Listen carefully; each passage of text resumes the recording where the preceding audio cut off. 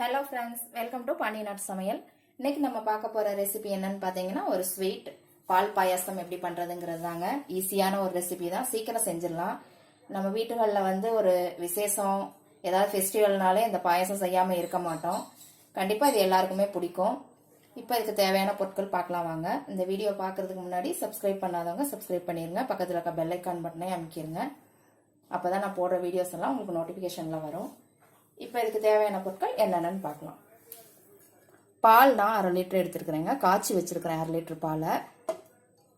ஜவ்வரிசி 100 பொடி ஜவ்வரிசியாக எடுத்துருக்கேன், குட்டி குட்டியாக இருக்கிறது, நீங்கள் எதுனாலும் எடுத்துக்கலாம்.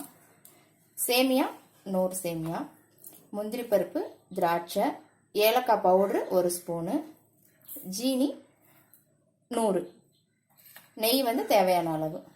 இப்போ இதை எப்படி பண்ணலாங்கிறத பார்க்கலாம் வாங்க. இப்போ ஒரு பேன் வச்சிருக்கிறேங்க நான். அதில் இந்த ஜவ்வரிசியை போட்டு ஒரு 2 நிமிஷம் நல்லா வறுத்துக்கோங்க.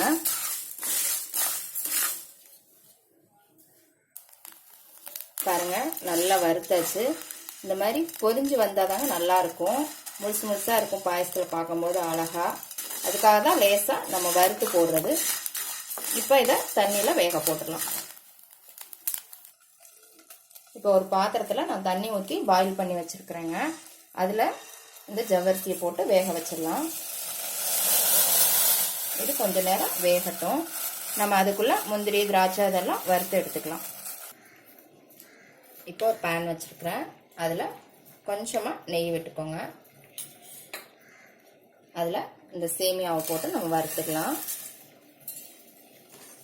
ஒரு 2 நிமிஷம் மட்டும் வறுத்தா போதும், கருக விட்டுறாதீங்க, லேசா வறுத்து எடுத்துக்கோங்க.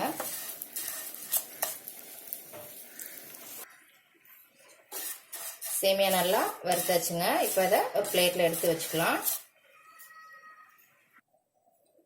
இப்போ கொஞ்சம் நெய் விட்டுக்கலாங்க முந்திரி திராட்சை வறுக்கிறதுக்கு.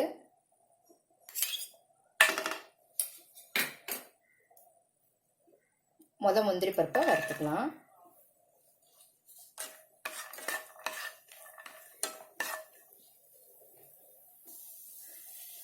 முந்திரி பருப்பு பாதி வறுபட்ட உடனே அதுக்கப்புறமா திராட்சை போடுங்க. திராட்சை சீக்கிரம் வறுபட்டுரும், கருகி போயிடும்.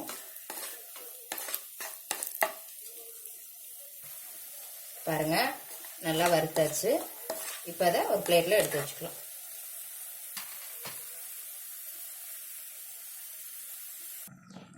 பாருங்க, ஜவ்வரிசி நல்லா வெந்துருச்சு. சீக்கிரம் வெந்துருங்க, 5 நிமிஷம் தான் வெந்துடும். இப்போ இதில் நம்ம சேமியாவை மிக்ஸ் பண்ணிக்கலாம்.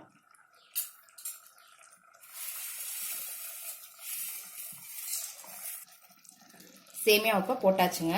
இப்போ இதில் நம்ம பாலை ஊற்றிடலாம். பாலை வடிகட்டிக்கோங்க, ஆடை இருக்கும், அந்த ஆடை வேண்டாம்.